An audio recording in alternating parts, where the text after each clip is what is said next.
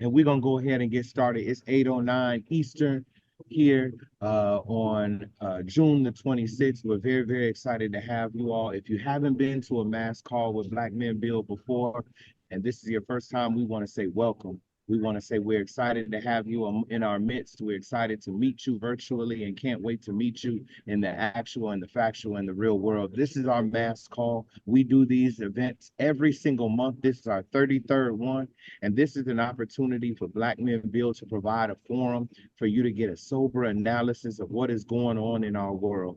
We welcome every single month organizers, activists, artists, elders, and yes, presidential candidates to this forum to be able to hear from you, and for you to be able to hear from them live and direct.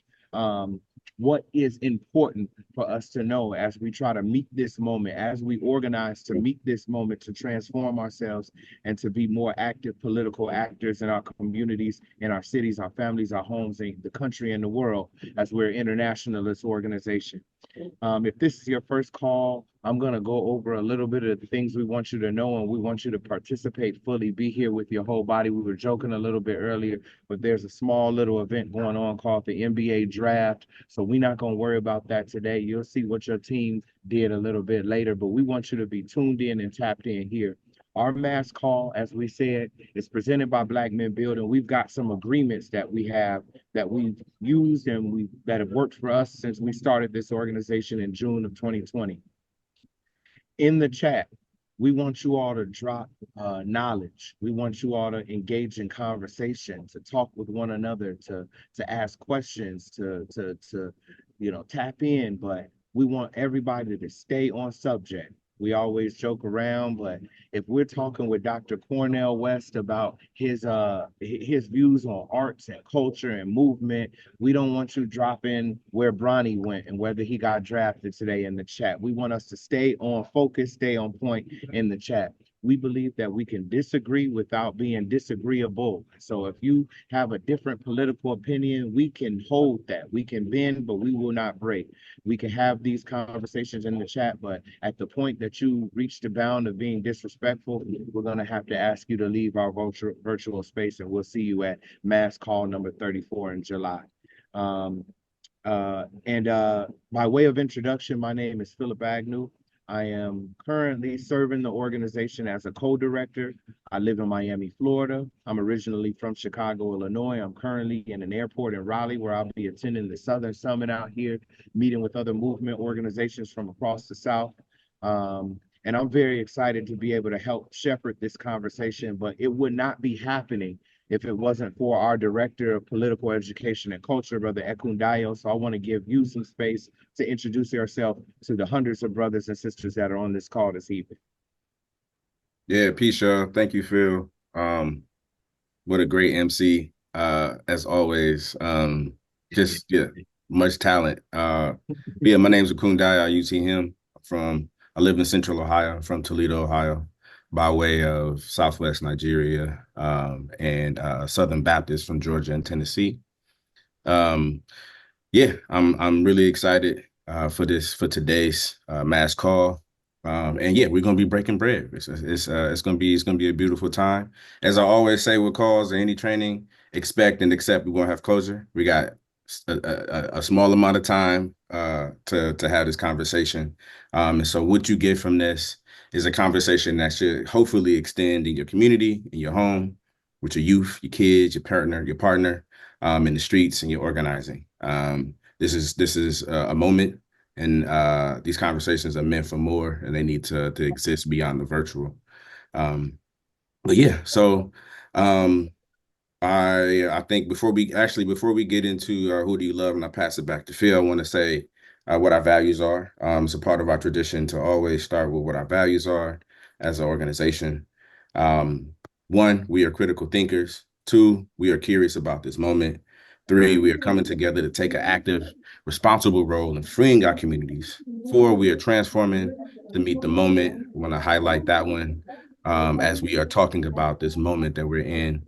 Five, we are bonded with Black women and all Black people in the fight for true freedom. And the last piece here is Black people who choose to fight for the enemy or use our struggle for personal or financial benefit need not apply. Right? Need not apply. Need not apply. Need not apply. If this is your first call with us, those are our values. You can go to our website and find them on there and sign up. Sign our values pledge so that we can have Brother Berto Rickards, who is our national organizer, get in contact with you. That is the first step towards becoming a member of the organization. Thank y'all for continuing to type. I couldn't type as fast. My words per minute have gone down over the last few years, but I'm appreciative of our Director of Political Education and Culture laying it out for us.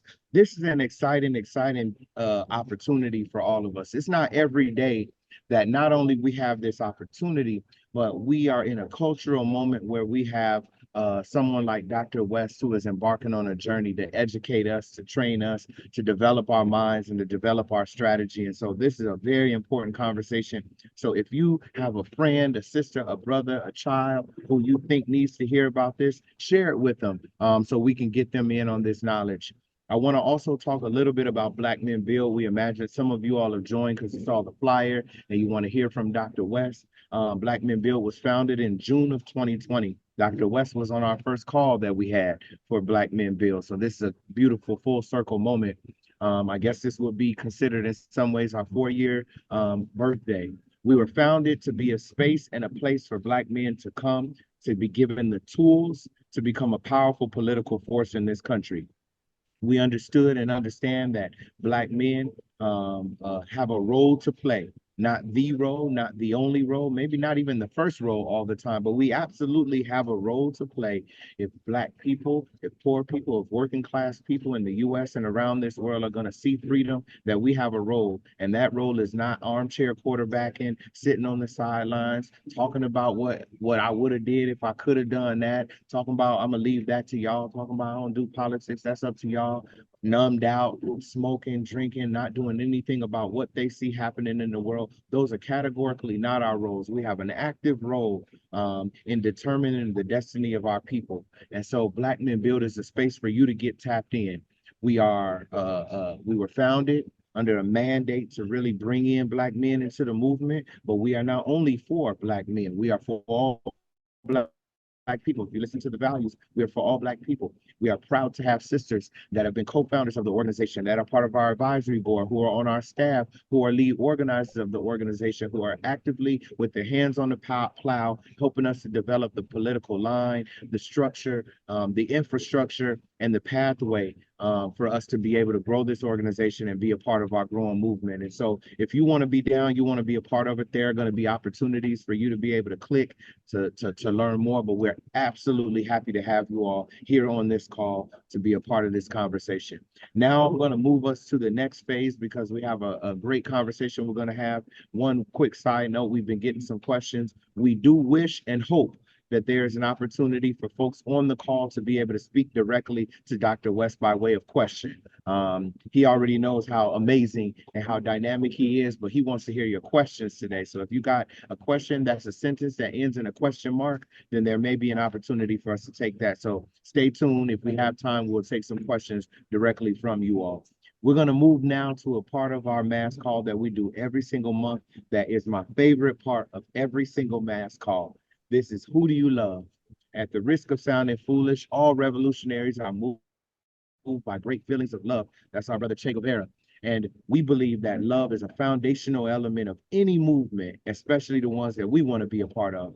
And so we want to give a few of you brothers and sisters 90 seconds to talk about who do you love? Who do you love? Not what, who? Who do you love? So if you just click the raise your hand button on here, we're going to call you and we're going to put you on camera and we're going to turn your mic on and you're going to have 90 seconds, just like a quiet storm, to just send your love out into the world and talk about who do you love. So we have 2 people with their hands raised, 3 people. Incredible. Incredible. Family, Tony. Tell us where you're calling in from and tell us who do you love. I am calling in. Can y'all hear me? Yes, we can. I am calling in from right outside of Nashville, and who I love is Fannie Lou Hamer. Hmm. Like, Hmm. I can't even find the words. You know, You grew up in poverty. You're picking cotton from the time you're 6, you're 12, you left school. You had a hysterectomy that was not consensual. You were beaten in the jail cells, and still you rose. And with the dignity that you moved with, and with the dignity of how you showed up, it's just like my mother used to talk about Fannie Lou Hamer, but I never met her when I was growing up in Mississippi. So now all of the stories that are part of my lived experience in my own way have come to life as I've read and learned about her. Oh my God. I'm done. I ain't trying to take up a lot of time. I'm good. Hey, listen, we don't have enough time to talk about Fannie Lou. Sick and tired of being sick and tired, one of our dynamic organic revolutionaries out of Mississippi. So thank you for bringing in that piece of history and that love, Brother Tony. We're gonna move it on over to Jeremiah. Jeremiah, come on off mute. Tell us where you're calling in from and tell us, who do you love?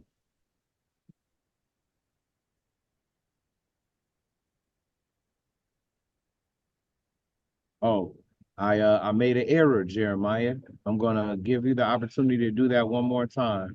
I made a slight error. Give me one more second.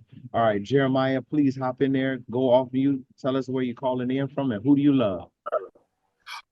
First of all, I want to give honor and blessings to the whole room and say I have 2 loves right now, or 3. One is for Black Men Bill, because I met you guys in Lavert Park just randomly walking down, and you guys told me come chill in and come build. Number 1. Number 2, it's a double, and this is for Dr. Cornel West. Actually, I started using his old speech he had called "Race Matters" as a bedtime story for my daughters. Crazy. So yeah. So Dr. Cornel West and Black Men Bill, this is immaculate, and I just want to give peace and love to the room. That's it.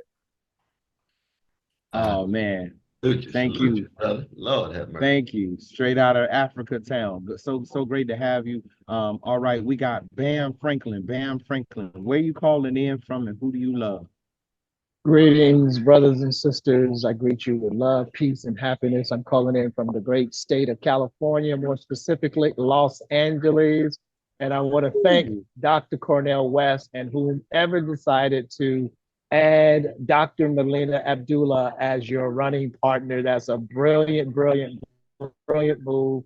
I've been knowing Dr. Melina since our babies were in middle school. Now my baby's 27. And who do I love? My mama, 86 years old, going on 68, the matriarch of the family. And she has passed the baton to me because she knows that she must now pass the baton for the family. And so I am grateful and I love my mama. Peace and blessings. Oh man, that is beautiful. That is beautiful. Thank you. We got 2 LA folks back to back. Let's see if we go. Willie Franklin, where you calling in from? Who do you love? Hey, good afternoon, good evening to everyone. Willie Franklin from Columbus, Ohio. It must not go without saying, but I love my family. I love my son. I adore my grandmother.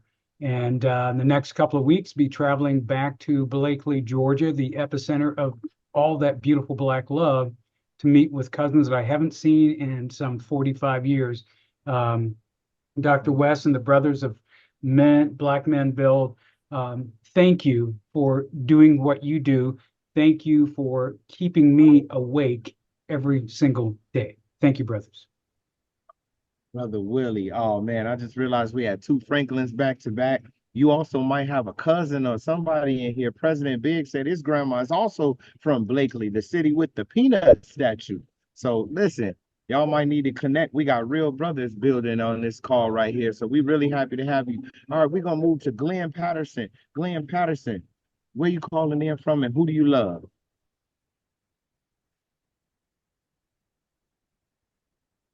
Glenn, go on here, get off mute and tell us where you're calling in from and who do you love?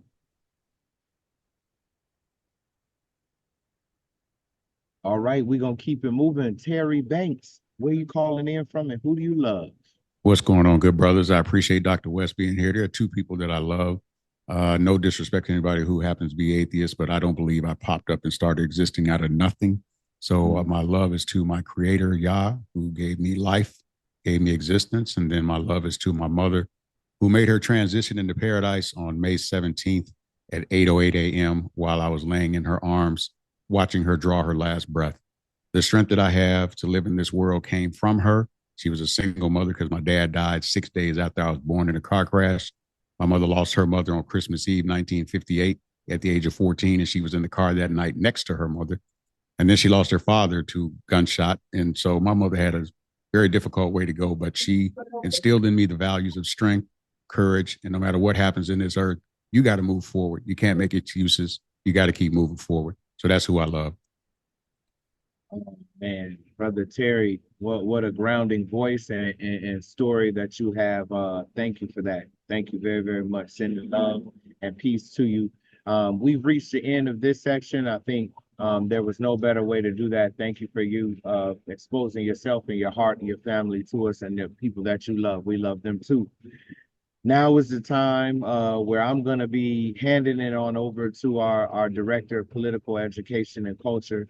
But want to say that this conversation that we're about to have, I hope that you're prepared.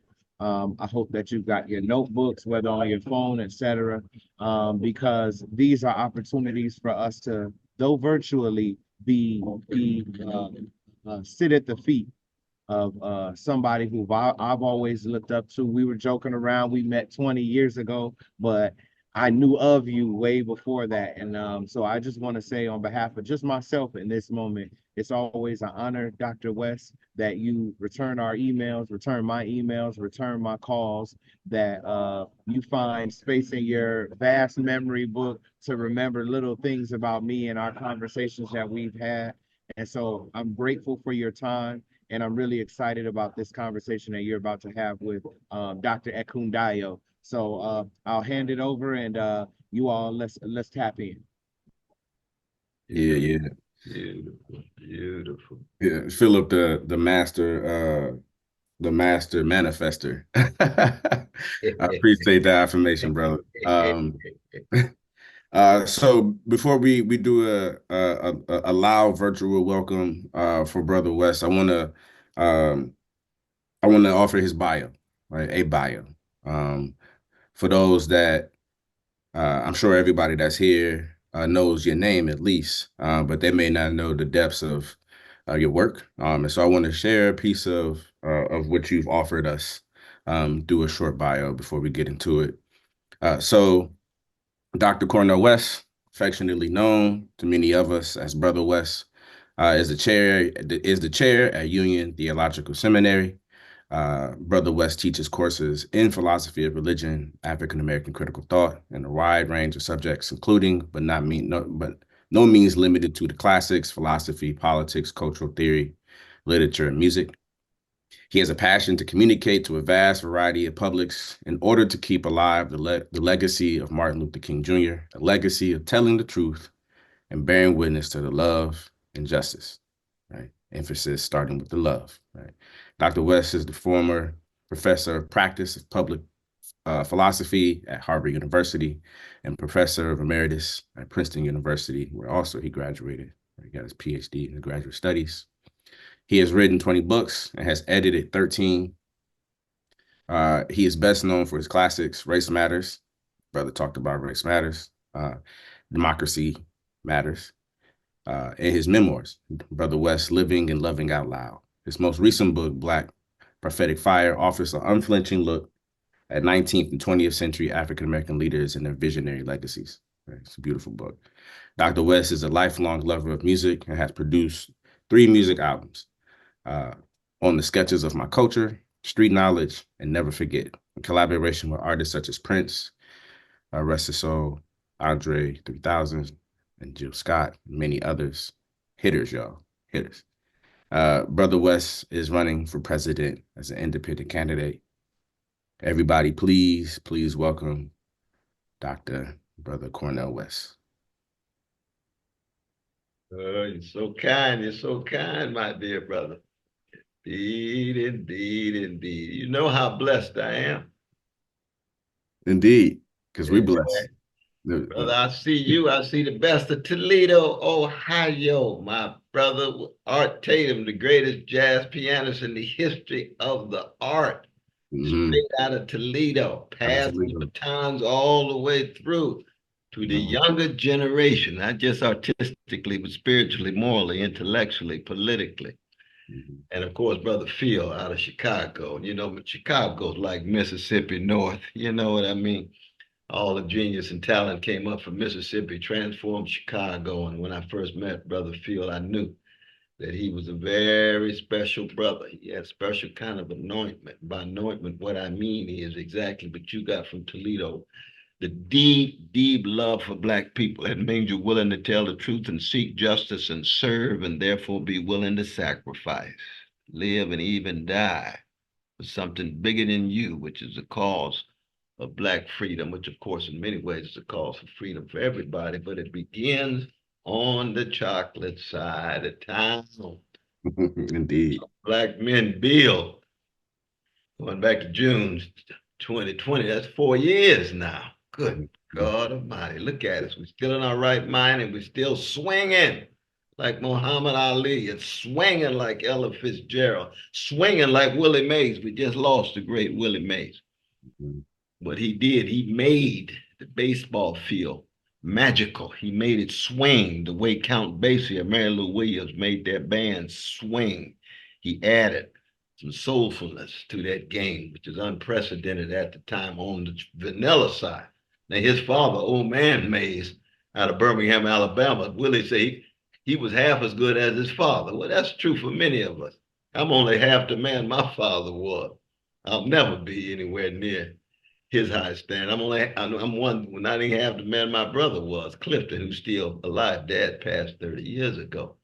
So that when I think of the highest standards, I think of those who poured into me biologically, in my family, close family, blood family, spiritually, Curtis Mayfield, Marvin Gaye. Y'all had those two geniuses playing when we walked in. Indeed. I don't exist without either one of those brothers. I would have snapped physically and psychically without the genius and the music of Curtis Mayfield and Marvin Gaye and Luther Vandross and the dramatics and the delphonics and the whispers and the main ingredient and enchantment. We can go on and on and on. And we ain't got to the female side with the Jones girls and the emotions. Aretha.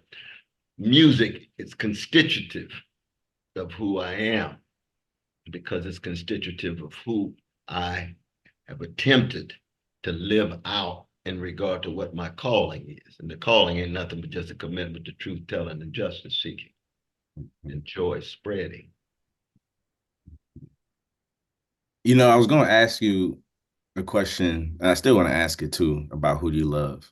I might close that out because what I'm interested in actually in this particular moment is, you know, how important it is, but could you share with all of us how important the music, the art, the cultural production is to our revolution and our evolution as Black people, as human beings?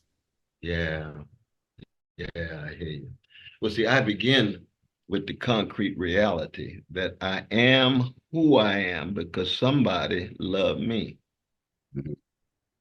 And when I think of what has been put and poured into me that allow me to be fortified, by fortified, I mean just equipped, putting on the whole armor, as it were, so that I can withstand, you know, all the bows and arrows that's coming at me, all the bullets, all the lies, all the crimes, all the different things trying to crush me.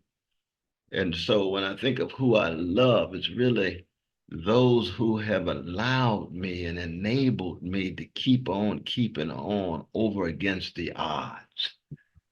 When I think of Henry Highland Garnett in 1843 in Buffalo. Buffalo's where Dyke and the Blazers come from. Buffalo's where Rick James come from. In 1843 in Buffalo, Henry Highland Garnett with one leg, he lost his right leg to the struggle. He's leaning on a crutch, probably with a little gangster lean. And he said, Black people, let us never confuse our situation with that of the Israelites of the Old Testament Hebrew scripture, For Black people, Pharaoh was on both sides of the bloody Red Seas. Now, Maulana Karanga and Malefi Asante, my dear, dear brothers, always remind me that we must never reduce Egypt to just Pharaoh. Egypt has a rich civilization and a very rich culture. And there's a lot of those resisting various pharaohs in the history of Egypt. So when I talk about Pharaoh, I'm talking about just tyrannical figures, no matter what country, no matter what region, no matter what continent. But what does it mean to be a people? Everywhere we go, we encounter pharaohs. You can imagine the very moment that he gave that speech, Frederick Douglass was there. So the truth was there. Harriet Tubman Spears was there. Somebody probably said, "Could somebody sing a song, please? Could somebody raise a melody, please? Hopefully in tune to help us spiritually and morally and collectively wrestle with a situation in which it looks as if there is no way out." Well, you see, the history of Black folk is the history of producing love warriors in the face of hatred and freedom fighters in the face of terror and wounded healers in the face of trauma, in which it looked as if there's simply no way out, but we got to find a way out of no way. Well, the music has always helped us find a way out of no way. Yeah. You see, now for me, as a Jesus-loving free Black man, I found it in Shiloh Baptist Church, and it was connected to the Black Panther Party that was down the street on the chocolate side of Sacramento and Oak Park on 9th Avenue. Malcolm founded in Allah.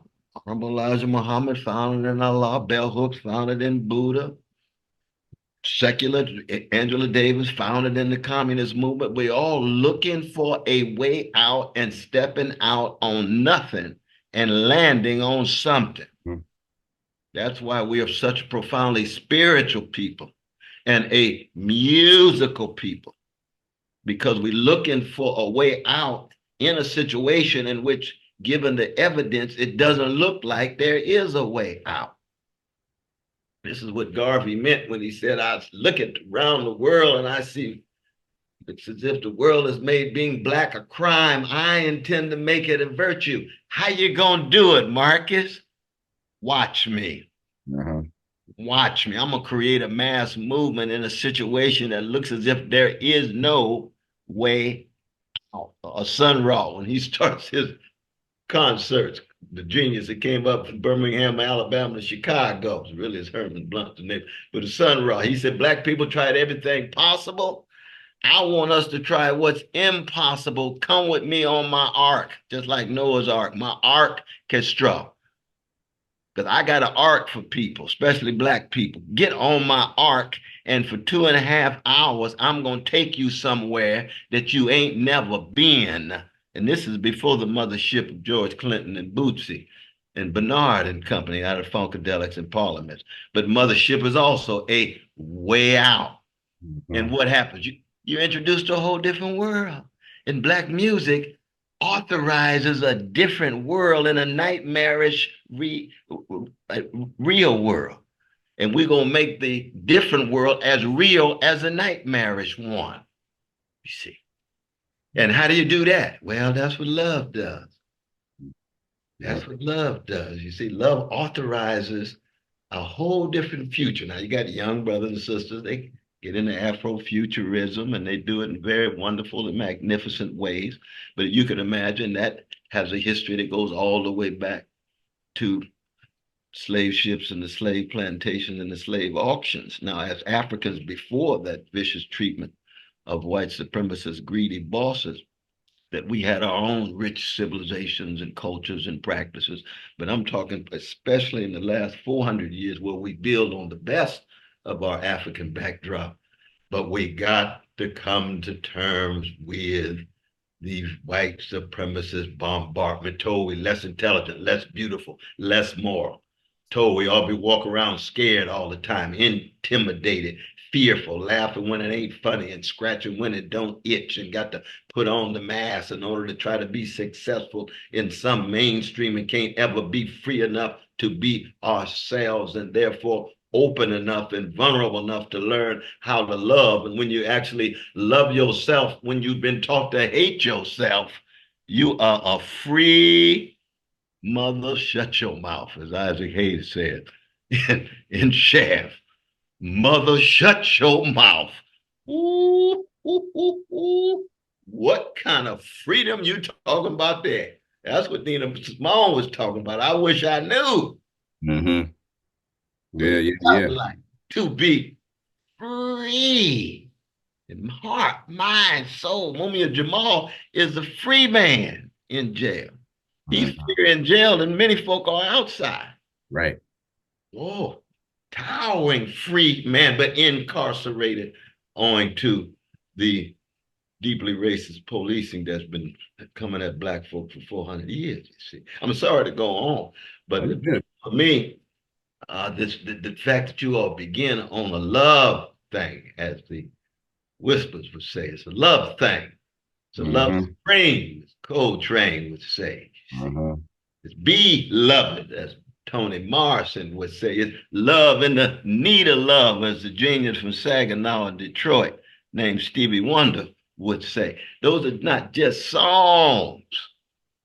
Those are profound expressions of a freedom and love, and a love and freedom that's grounded in indescribable wounds and scars and bruises that have to do with a hated and terrorized and traumatized people, but a people who have taught the world so much about love, so much about freedom, so much about healing, so much about joy. And joy is different than pleasure. Y'all know that.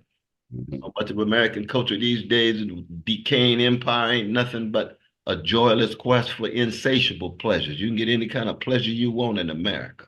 But if you really want joy, you better dig deep inside of your soul, learn how to love and learn how to be free. And it helps to go on to the chocolate side, because chocolate folk have been dealing with this for 400 years. We got a joy that the whole world is hungry for. Oh, indeed. And you can, especially in our music. Oh, Lord, have music. Our music has revolutionized acoustics, has revolutionized sound in every corner of the globe. And it's not a function just of skin pigmentation. It's a function of Black people who have been willing to courageously remake themselves, their communities, their families, in light of the love, though we've been taught to hate ourselves and hated by others. And we've chosen freedom at our best, even though we've been told that we ought to just be well adjusted to injustice and somehow be satisfied with the worldly success that has nothing to do with solidarity to Precious Jamal and Letitia on the corner, are incarcerated, are dealing with inadequate housing and not enough health care, quality education, a safe community. And so anytime you talk about politics, the fundamental question always is, can we have spokespersons and political leaders who are at least 1/3 as free as our musicians? I'm not even asking to be as free, because if we had politicians who were as free, as Al Green, shit, we would have been free a long time ago, brother. A long time ago. Speaking of that, right, I think that's a good, if somebody in the chat was, said that they didn't know you was running, right? And I think this is along with that, right? This is I want to take that this is why this call is also important, right? Yeah. Because you're doing something that is profound, right? Is laborious. And so I want to ask this particular question for the sister. I think it was on the call, in the chat, but for all of us. So, running for president as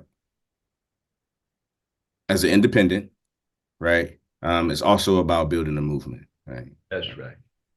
This is something that you have stated very often, right? Regularly, right? About your reason, right? Your purpose. And it's also displayed in your campaign program, right? So, I was thinking about, when Bernie ran, I know, and there's an emphasis on similar, not the same, right? And that there's two major things that are different, right? One, he ran as attached to the corporate oligarchy, the Democratic Party, and he's a lifelong politician, right? But he still built a movement and a base, regardless, right, of his losing nomination, etc. Once this is over, right, once this particular part of the campaign ends, what would, we want to, I have a question around, what is the plans for your momentum for your base that you're building? What is the goal post-election? And a part of this question is, what movements and organizations are you building with, where you consider a campaign win, or where organizers and the movements and the organizations and the activists that you're working with, right, what do y'all consider a win, right, as a part of this this presidential run? Yeah, I want to thank you for these beautiful questions, so brother, because they really do get right at the heart of what my calling is and what we're trying to do, what my witness actually is. One, I would want to say that, you see, I've been running for justice for 55 years. Mm-hmm. And it took the form of street, classroom, cell, church, mosque, synagogue, temple. I'm a hang loose kind of revolutionary Christian, so I spend a lot of time in the nightclub, Mm-hmm. with the music and the musician. But everywhere I go, I'm trying to be a witness for what justice is all about. And justice is what love looks like in public. So it's tied to the love that you all started with.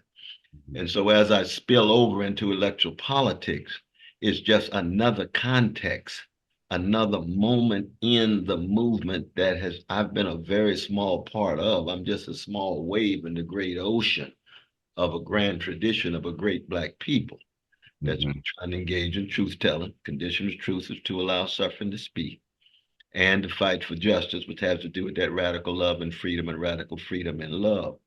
When we look at this particular moment in the American empire that's undergoing such spiritual decay and political corruption and moral bankruptcy, the question becomes then, what is the nature of the spillover and first telling the truth? Well, you got to first just tell the truth. Mm-hmm. That you got a bona fide gangster who's a fascist Pied Piper in Trump, who's been out of control for the last 40 years. The very fact that he's even a candidate is a sign of just how sick the country really is. And then and he's leading the country toward the second civil war. It's very clear about that.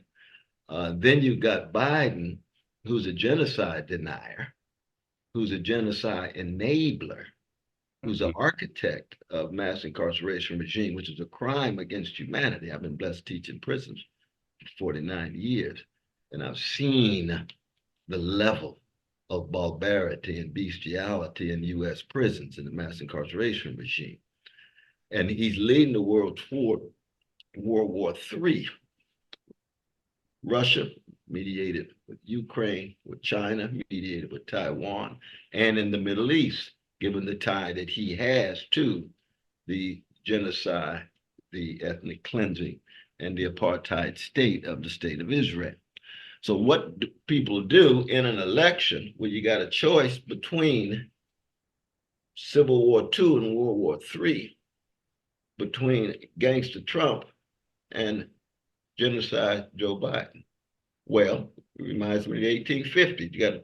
They had to choose between two slaveholders, a liberal slaveholder and a conservative slaveholder. Again, pharaohs on both sides. Mm-hmm. What do you have to do? Well, you got to create something new. You created the Liberty Party. That's what Frederick Douglass and the others tried to do. Transformed into the Free Soil.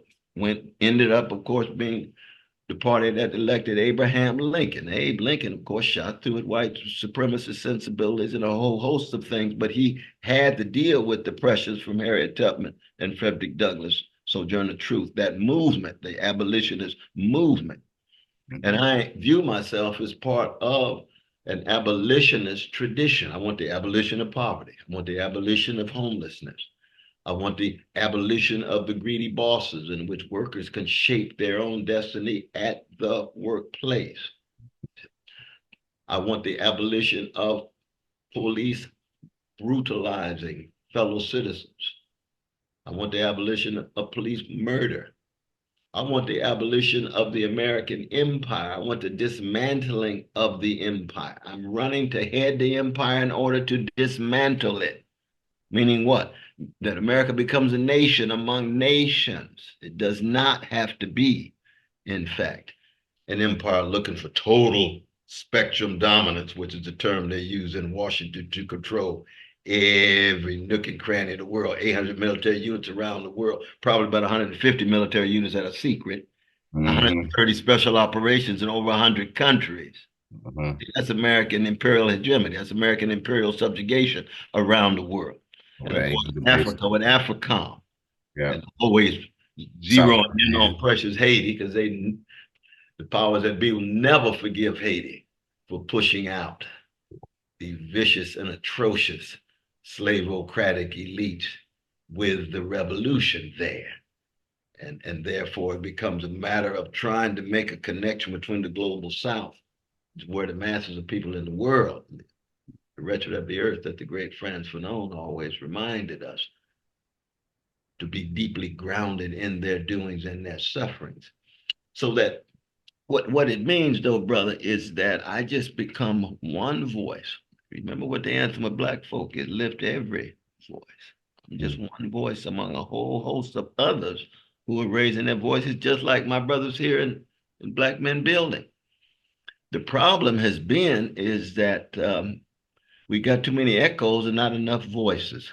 Too many of our Black spokespersons, too many of our Black leaders are simply echoes of somebody else's framework, in some way still on plantations with somebody else is calling the shots. It could be the Democratic Party plantation, Republican Party plantation.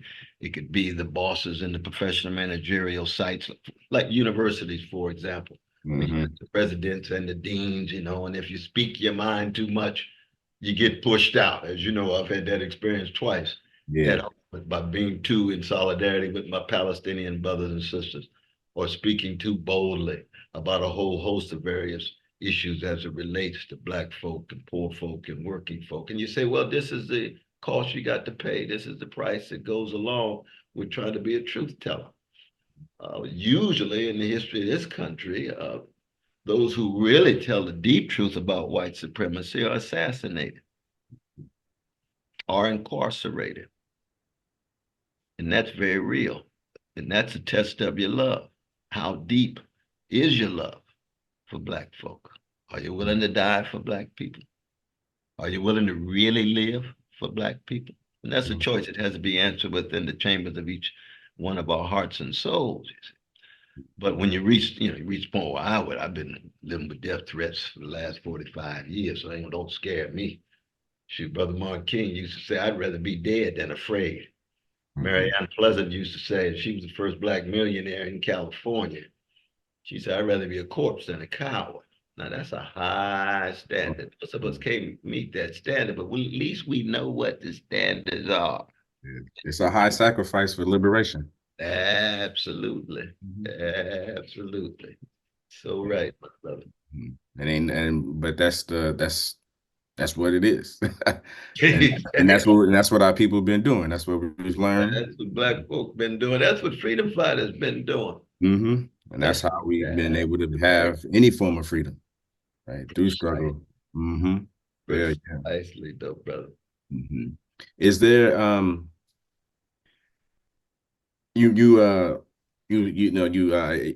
thought about Fred Hampton when you mentioned want to live for the people, want to struggle for the people, want to die for the people, Absolutely. An ancestor too soon. One of the things that Fred and the Black Panther Party and a lot of activists and organizations in Chicago was rallying around the United Front. The Black Panther Party had their conference on anti-fascism, etc. Absolutely. United Front has been in public discourse and conversation a lot lately, right? For many organizations, mostly to rally against the two-party system.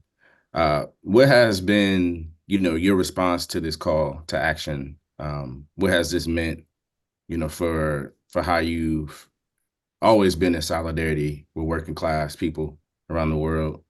But in this particular moment, right, what is the United Front for you and your campaign and your team?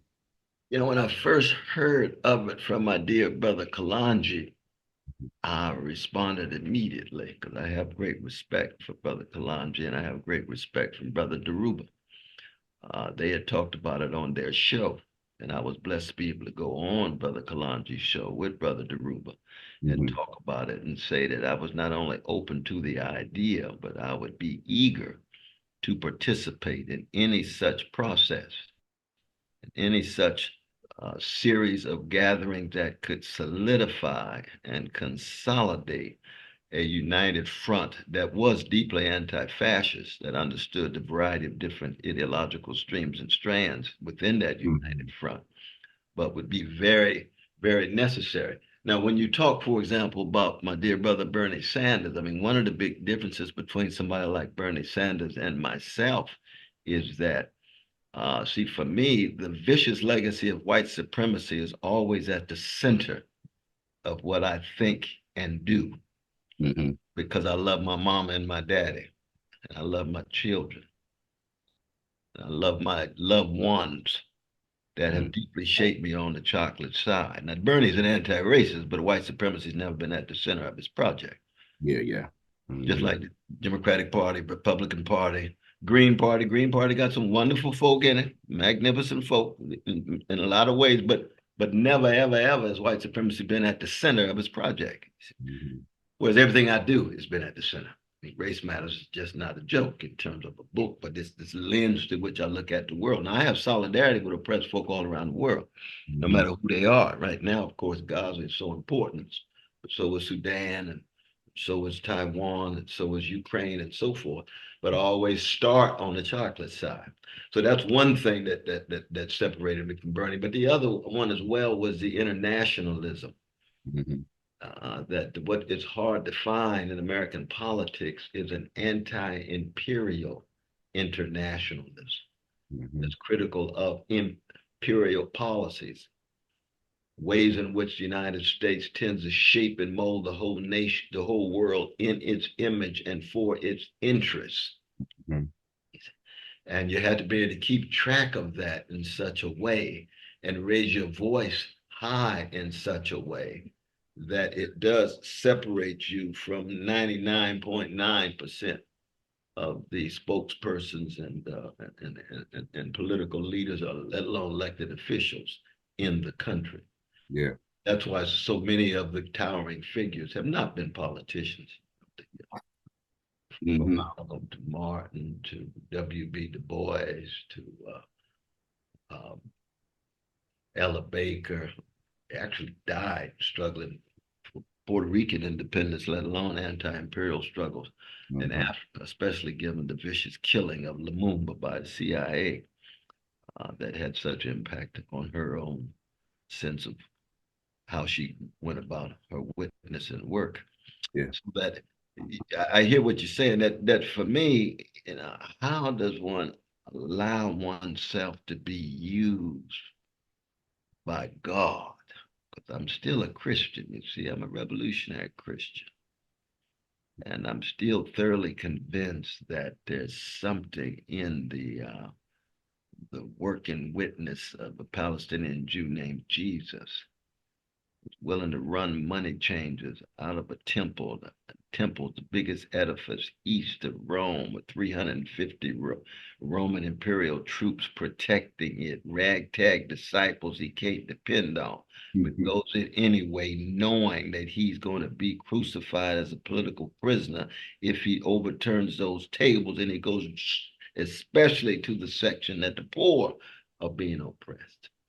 But see, that's part of the legacy of the prophetic Black church. See, that's where Harriet Tubman comes from. Calvary Baptist Church produced Count Basie. That's what he's been shaped. See, Mount Zion Baptist Church, the greatest vocal artist in the 20th century, Sarah Vaughan, on the chocolate side of Newark. Mary Baraka himself out of Bethany Baptist Church. His father's Old Man Jones, head of the deacon board for half a century. And of course, he went on to become first a Muslim and revolutionary Marxist and so forth, but he had been shaped and molded by Bethany Baptist. So I'm not in any way saying that, we revolutionary Christians on the black side of town have a monopoly on anything. We don't. We don't. But at the same time, we got something to offer. And that is a particular strand that I come from, but I'm always open to embracing, as you could imagine, the secular brothers and sisters, the Angela Davis's, Buddhists like Bell Hooks, or agnostics like James Baldwin, or Audre Lorde, or Black Judaic figures who play a very important role, let alone, of course, my precious Muslim brothers and sisters. When I was thinking and praying with my dear wife, Anahita, who you just met, actually, as to who to choose, I was thinking, well, who would put a smile on the face of Fannie Lou Hamer? When I started my campaign, it kicked off in Lexington, Mississippi, intentionally. I went directly to the Mississippi Freedom Party gathering, Brother Conrad down there, just to get the affirmation and even endorsement. Because Fannie Lou Hamer, as my brother said, I think his brother Tony earlier said, who he loved, he's the highest level of moral and spiritual greatness. Of course, Fannie Lou rooted in the same Black Baptist tradition that I was, but she's a genius in a way that I'm not. But when I thought of that standard of putting a smile on her face, I thought of my dear sister Melina Abdullah, Dr. Abdullah, freedom fighter, concrete, on the ground, house been swapped 3 times by the LAPD, knocked unconscious, gone to the hospital, come back stronger than ever, leading the grassroots version of the Black Lives Matter movement, not the corporate version. We know that's qualitatively different. Everybody know the difference, I think. So I'm blessed to be able to run with her. And she, of course, is a Muslim sister. Now, she's great, shaped by the Black Baptist Church, like Muhammad Ali. He's shaped by the Baptist Church in Louisville. But he chose to be a Muslim, a free man, and she chose to be a Muslim, a free woman. And all of them are part of our community, our tradition, our struggle, and we learn from one another. Yeah. I this really made me think about when I was thinking about what I wanted to ask you when I was talking to my team. I have a political education team, and we were thinking about what questions do we, with the time we have, what do we ask? And a question that we want to be consistent with throughout all of our mass calls this year is around our healing and our healing strategies and tactics, right? New men under the banner, new men must be born. We're healing during wartime, right? It's not our healing isn't isolated. Our spiritual and emotional health isn't isolated, right? It's a part of the struggle. It's how we stay in the fight. It's how people can at least join the fight. It's an entry place, right? We do it in our men's circles and yoga and an array of things, right? One of the things that we did wanted to highlight, right, the importance, especially for our people, right, that they could highlight. We have a range of not just religious background and embodiment, but also the spiritual, which is not to separate the religion and the spirit, but at times, whatever, right? Absolutely. The complexity. I wanted to ask around liberation theology. How does your work around liberation theology and spirituality is essential, right, to your work and to your political positions? What role does it play in our current struggle still? How does it keep you grounded? How can it keep us grounded, right, as we continue to go to war? And even after this election, right? How does the liberation theology, the healing work, the spirituality needs to continue to be a part of our winning strategy? Yes. Well, I was very blessed to work with and teach with and travel with the great James Howell Cone, who was founder of liberation theology in the United States. He's from Bearden, Arkansas. He taught at Union Seminary for almost 60 years. I'm blessed to be in his office right now. And I kept his sign right on my door. Mr. Cone, he put it down there in 1969, and it's still there. And I just put Brother West right under it. Bless. To let folk know. You see, I'm just a footnote coming out of this rich tradition, you see. And what was Cone's claim? His claim was that God is a God for the oppressed, that Jesus was an embodiment and enactment of swarthy complexion, right? Woolly head. But it's not just a question of color, it's a question of the courage in his heart and the compassion in his soul for those who are struggling for freedom, struggling for liberation. But Cone also wrote a little minor classic in 1972 called Spirituals and the Blues. And he and I used to talk about this all the time. I was just blessed to give the Gifford Lectures at University of Edinburgh just a couple of weeks ago. And it's like the Nobel Prize in philosophy. And it's called a jazz-soaked philosophy for our catastrophic times from Socrates to Coltrane. Oh, that's right. That's right. And it was fundamentally rooted in what Cone and so many others, the Benjamin Elijah Mays, you look at his great classic, The Negro's God, and we can go on back. Howard Thurman would be another. Prathia Win Hall would be another. And all of them were talking about how you got to connect the spiritual and the social, the personal and the political, the economic and the existential. You had to have a holistic understanding of who you are. Now, we know this goes back to the best of African cultures before the encounter with Europe. But now that we've been in this situation for 400 years, we've got to have a holistic conception in which healing is just as important as fighting, because you can't fight effectively if you're so wounded and so scarred that you're not equipped in the way in which you ought. And one of the major ways in which Black people, one of the major ways in which we have come up with ways of healing is being a soulful people.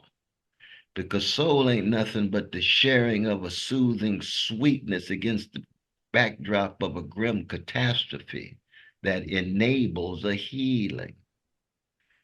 So soul is not just the music, but it can be profoundly healing. Phyllis Hyman is healing. Anita Baker is healing. Deeply healing. We ain't got to Shirley Caesar yet, or James Cleveland. There's certain ways in which vibes and tones can heal. I was blessed to write 2 songs with a genius from Cincinnati, Ohio, named Bootsy Collins. Go in his studio. You see the drumsticks of Clyde Stubblefield, who was the most sampled drummer in the history of the internet because of his genius. And he's the drummer for James Brown. He's the one there playing the drummer song in ways in which he and Jabo fundamentally transformed the history of modern music based on drums. And they got the backdrop of Max Roach, the backdrop of Elvin Jones, who I've been blessed to spend some time with. Of course, he played with Coltrane and McCoy Tyner and Reggie and Jimmy and others. You know, I'm sorry to go on and on like this. I just been so blessed because you're talking about healing. And healing is an active thing. It's not just receiving. You see, you got to be, in order to be soulful, you got to know how to stylize space and time, the way you walk, the way you talk, the hugs that you give, the grins that you send, the jokes that you make, the words that you say, so that when people leave you, they feel not just refreshed, but empowered. Indeed. That when you're soulful, you got a glow and a light. You know, Fatty Lou said, "This little light of mine, I'm gonna let it shine." You know what I mean? That when the Temptations walked out on the stage, they had a glow, man. You see Eddie and Otis and that, they had a glow. And by the time they start moving and grooving, They gonna lift you up. You gonna be levitating, defying the law of gravity spiritually, and you went in, down, and out, broke as the Ten Commandments financially, and you leave feeling as if you the richest man or woman in the world because they've taken you somewhere. They've taken you in a soulful way. You feel healed. You feel fortified. You ready to fight. Ooh, and we got so many, great healers. Like I see you people say, Happy Lincoln. We can go on and on. Yeah. The Ellas and the Billie Holidays and so forth. But they've been reduced to entertainers because in a capitalist society, it's all about money and narrow success. And that's the last thing you want. I mean, people talking about ecological crisis. I was just blessed to have the dialogue with my dear brother Tavis last week on ecological crisis and how people hadn't been talking about the environmental crisis. I said, well, Marvin Gaye in August of 1971 had the #1 song in Black America called "Mercy, Mercy Me," the ecology. He done already took us there. He's trying to wake us up. There's a connection between the ecological crisis and the fossil fuel companies' greed and why so much of the pollution and the garbage is on the chocolate sides of town, and the fact that capitalism is still exploiting us, and the fact that the white supremacy is still coming at us and trying to convince us that we can't change the world. No, when we get healed, and it's an endless process, right? No such thing as just getting healed one day or 2 weeks or 5 years. No, a decade. No. Healing is a perennial process. You need it every day. But when you get healed in that sense, oh, Lord have mercy. Oh, you are a threat to the powers that be. That truth telling. Indeed. Straighten your back up. We can, anytime we talk, I always want to just keep going. But I have a lot of questions that's coming in our Q&A box. And I do want to honor some of the questions that people, that they're asking. And so we got a few minutes. We got about 10 to 15 minutes for Q&A.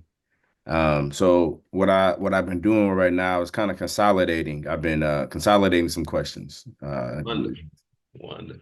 There's a few similar questions, and one of them is not one of them. One of the questions I'm consolidating is, people are concerned about the so-called splitting the vote, right? Rhetoric, or when they think of strategy, right? That's one of the ways I think the two-party system tries to justify its contradiction of being democratic, right? And what that does, right, is that anyway, the question is, what do they say? What do you say to those that think you're running to take votes from Biden, quote unquote? Or what do you say to folks that there's an irresponsibility running as a third party candidate that could get the worst of the worst, which I think when people say they're thinking Trump elected? Sure. No, I get that question all the time. And one is, you could imagine, each politician has to make their case, lay out whatever kind of argument or vision they have, and people choose. People think critically for themselves. Nearly 40% of American citizens don't vote at all. Right. They don't vote at all. Most of the people I run into say they would not vote whatsoever. They stay home. They say, but now I got somebody I can vote for. 62% who vote for third party candidates say they would never, ever, ever vote for anybody, but they want to vote for somebody, and they're looking for a third party candidate. Now, those who think that somehow I'm stealing from Biden, no. You can only be a spoiler and steal like that if you're looking at the world solely through the lens of the two-party system, which is the corporate duopoly, which is so corrupt, both parties so tied to big money, tied to war. And as I said before, You talk about lesser evil, Civil War II versus World War III. How do you decide which one is lesser? Well, it's all no. Well, when it comes to domestic issues, there is a difference, and therefore I think that that we've got to be able to oppose Trump under any and all conditions. Now, I can understand that as an argument. It's a plausible one. It's in no way persuasive to me, but it's a plausible one. But then the question becomes, but are you going to tell the truth about the person who you're supporting? Or are you going to lie and talk about how wonderful he is and how progressive he is and how in love he's been with black people? Quit lying. I hear that among the politicians. I hear that among civil rights leaders who are on the Biden plantation. Just tell the truth. Tell the truth. If Biden doesn't mention the word ceasefire, they can't say ceasefire. When he finally says ceasefire, when the boss says ceasefire, they start talking about ceasefire. 2 years ago, Biden said, America's not a racist society. Then all of a sudden you get all the Democrats say, no, it really isn't racist.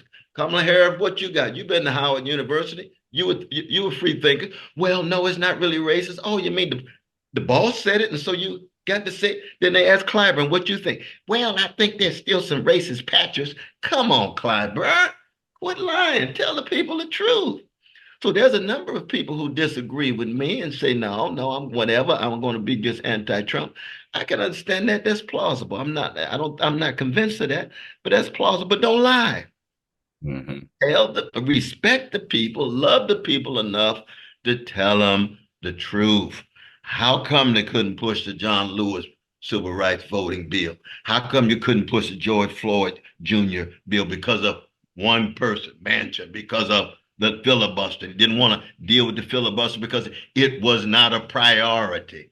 Oh, so you mean to tell me black folk can push the man across the finish line, but we still not a priority? We just an afterthought. We just window dressing. Well, some of us in the end want to argue that Jamal and Letitia too precious to be afterthoughts.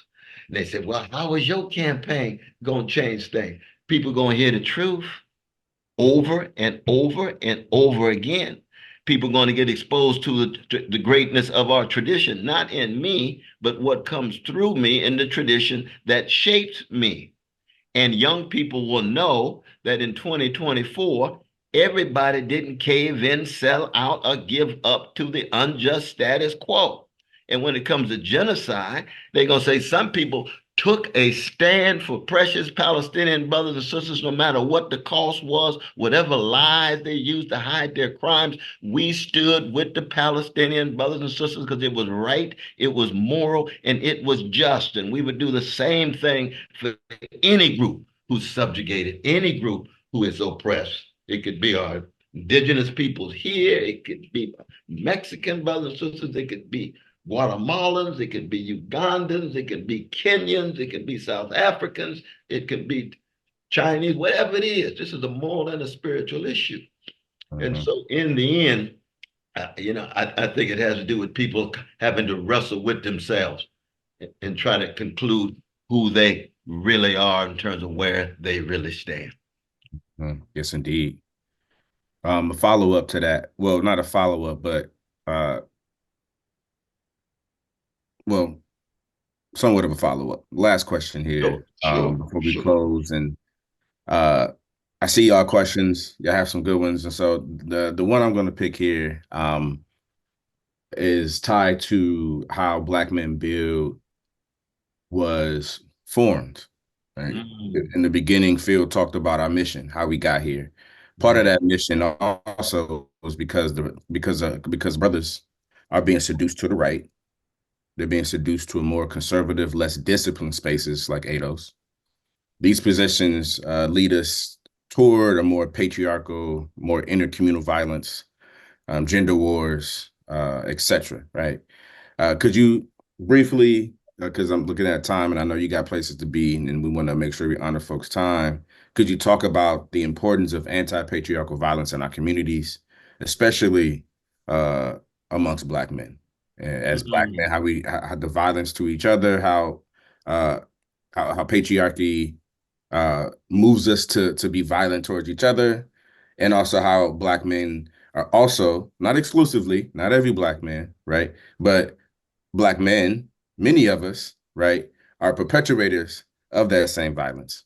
The sisters in our community may not be dealing with the intercommunal violence with white people or other people of color, right? They're getting that violence from brothers, right? That the first line, we you know, we're hurting our kids, we're hurting our partners, right? We're not protecting the people in our village. We are being perpetrators of violence.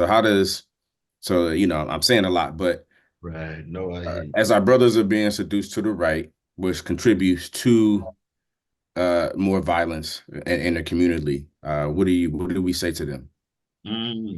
Well, let me first say, brother, I could talk to you all day because I'm having a good time. I really am. So I want to salute you. I really, really do. And secondly, I want to say that in order to tell the truth to others, we have to be willing to have the courage to tell the truth about ourselves. Indeed. All of us have been profoundly shaped, not just by white supremacy, but by male supremacy, by homophobia and transphobia too. See, I grew up in Glen Elder, which is a Black community. I grew up in the church, Shiloh Baptist Church, a whole lot of love, but still got patriarchy and homophobia there, and transphobia too. I grew up in the nightclub, magnificent love there, and a lot of folk cutting the rug, but you got a lot of patriarchy in there, viewing women simply as objects of sexual predatory activity too often, not all the time, but too often, you see, because that was part and parcel of the culture. So the question becomes, how do we honestly, just as, you know, when you get niggerized, you need to be de-niggerized, get the fear out of you, get the N-I-G-G-E-R. Now, the A is a different thing. N-I-G-G-A, we won't get into all that now. But if you've been patriarchalized, you need to be depatriarchalized. If you've been colonized, you need to decolonize your heart, mind, and soul, you see. If you've been shaped by homophobia, transphobia, you got to learn how to be in contact with the rich humanity of gay brothers and lesbian sisters and siblings and trans and so on. Now, that's a process. You can't do it by yourself. That's what's so wonderful about Black Men Build. You can't do it by yourself. You have to have a community. And that community has to be rooted in a history. We're not the first ones to do this. Black folk been raising these issues for a long time. We got some deep voices out there, musically, literally, on the block, in the barbershop. I was in Levels barbershop in Oakland just yesterday with brother Dave. He actually cut my mustache. I hadn't been in the barbershop in 30 years because my father died. I figured I'd never get a haircut. That's why my fro was just limping on because it hadn't been cut for so long. But that was a crucial site for male formation. It influenced me. The barbershop was one of the crucial places for me. I learned a lot of truths there, but I had to also depatriarchalize myself. I had to continually be questioned by when Bell Hooks and I wrote our book, Breaking Bread, in 1991. We were wrestling with that issue, and it helps to have a towering figure like Bell Hooks to put pressure on the brother now. Ain't no doubt about that. But we all fall short. We all try again, fail better. We all fall short in a certain sense, and we must be able to do it together. And that's one of the ways in which we can cut back on the fascists or the right wing trying to convince, seduce, or be appealing to Black brothers. But there's always been, Black conservatives in Black America, no matter what gender, sexual orientation. Mm-hmm. We've had Black heroes of love, and we've had Black cowards. And the question is, we just want more of the love warriors and the freedom fighters than we do the conformists and the cowards. Indeed. And it's a struggle inside of all of us. All of us have the greed and the hatred and the cowardliness inside of us. We got to kill it every day. And you kill it every day by becoming part of Black Men Build. That's one of the ways you do it. Absolutely. Join the organization. That's right. Join ours. That's exactly right. Join our organization. When you all call, I come running. And when Brother Field calls, I'm always come running because, I've known him longer than I've known you. But brother, you are my dear, dear brother. I want you to know that. So when you call, I come running too. When Brother Field called, he knows from almost 30 years ago, 20 years now.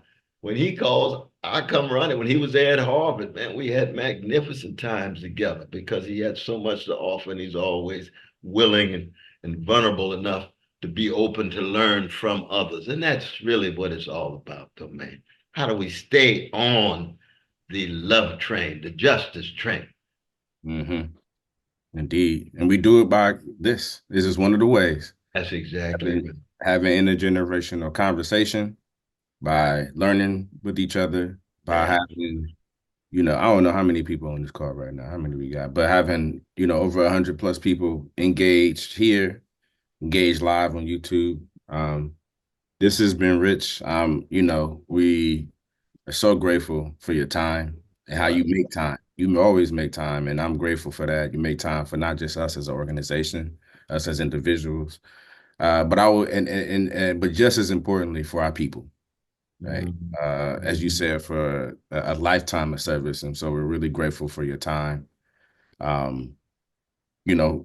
This is I actually, Phil, I'm gonna bring you on if you're available to close sir. out with the New Man Tour. But thank you again, Brother West, Brother Dr. West, for your time. This has been wonderful. I hope, as Phil said, that y'all had y'all pen and pad, that y'all was able to soak all this information in. It's beautiful to be virtually at the feet of our elder. And when we say elder, it's not by age. It's an honor to be an elder. You can be of age and not be an elder. At least that's how I see it. You can be a fool and be older. Or you can be wise. And give tremendous offering as you have done for us today. So thank you always, from the bottom, the top, and the center of my heart. Yeah, Phil, take us home. Yes, sir. Yes, sir, man. I'm full. I'm full. Dr. West, thank you as always. Dr. Ekundayo, thank each and every one of you all who have been participating in the chat as we bring this call to a close. Just like a good service, you've gotten the dynamic sermon, and so now we want to bring you all in closer in relationship with us. Let me see here. Let me just do this real quick. Okay, so I'm trying to remove this pen from you at Kundayo, but Black Men Build is going on tour. Dr. West, you know about this. We have a tour coming up called there we go, called the New Men Tour. The New Men Tour. We'll be in a city near you over the next few months. We're starting off at Essence Festival in New Orleans. So we'll be there in 2 weeks. And from there, we're going to Raleigh, North Carolina, where I happen to be right now. We're going to be talking to some brothers here. We're going to be going to Dallas, Texas. Then we're going to Detroit. We're going to Los Angeles. We're going to Miami. We're going to Columbus, Ohio. We're going to St. Louis, Missouri. We're going to Milwaukee. We'll be all over the country, and we'll be bringing brothers together for conversation, for circles, for political discussion, so that we can get some calls to action and that we can adequately meet this moment. And we want each of you all to come. So if you could take a minute, if you're in any of those cities, and click on the links that have been dropped in the chat. We hope to have Brother West on one or a few of those dates for our New Men Tour, because we believe, as Brother Ekundayo said earlier, that new men must be born. This moment is calling on men who are focused on transforming ourselves, transforming our relationship with ourselves, our relationship with each other, our partners, our lovers, and our comrades. And so we want to meet you. We want to talk to you. We want to build with you. If you go to this website right here, you can register for your city and tap in with us when we come to the city near you and join us for our men circles and our political discussions. We're deeply grateful once again for each and every one of you all that have joined, that have stayed on, that have tapped in with us continuously. And I want to give some space to our comrade, Sister Maya, to say a few words before we close completely out. 1 second. I have to make sure my Sister Maya can join us.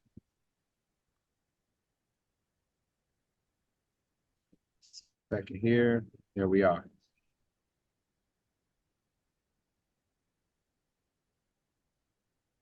Maya is our development coordinator, who's been helping us to raise the resources. As Brother West knows, as all of us know, in this world that we live in, it is near impossible to do the work that we need to do without some form of resources. And so Sister Curry has been doing a lot of work in emailing you all, texting you all, letting you all know how you can tap in. So we want to give her a little opportunity to raise the offering for us on this Wednesday. Awesome, awesome. Thank you. Can you hear me? Yes. Okay, awesome. I can't turn on my camera, but I'll make it quick because I know we all got to get off and have dinner. I want to just say really quick, it's a blessing and it's an honor to be in this space with Dr. West. I'll be 34 this year, and you have been you my entire life. It is an honor to be in this virtual space with you, and hopefully we can be in community in person one day. Really quick, we are fundraising. Programs like this, the work that we're doing, our new mentor, the hubs that we have in 8 cities, the hubs that we're building in 8 more cities, the survival programs we're doing, all of this incredible work requires funding, it requires resources, and everyone in this room, people like you, can make that much more of a difference for us being able to do more of this work and to increase our capacity to deepen the impact we're able to have in our communities. Akindayo just dropped our fundraising link in the chat. I'll drop it in a few more times. I don't know exactly how many folks are in here, but Akindayo said it's over 100. If we have a one-time giving option, we also have a monthly sustainer program. If 100 of you, if everybody in this room right now dropped $9 and joined our sustainer program, that's $900 a month for Black Men Build, and just think about that sustained impact that could have on our organization. So definitely consider becoming sustainer. If that's not possible for you at this time, make a one-time gift, join our movement, engage with us. I'll also drop my email into the chat. Would love to connect with you if you have any questions about ways that you can get involved or support us. Thank you, Maya. Thank you, Ekundayo. And thank you once again, Dr. West. You all know how we end the call. Peace to the nines. Love to the nines. Power to the nines all the time, all the goddamn time. We're so grateful for y'all and so happy for you all. And looking forward to seeing y'all in person very, very soon. Thank y'all. Have a great evening. Indeed. Love you, love you, love you. Love you too. Thank you. To the nines. To the nines. To the nines. Yes, sir. Yes, sir. Yes, sir. Okay, y'all. Peace. All right. Right on, right on. Peace, y'all.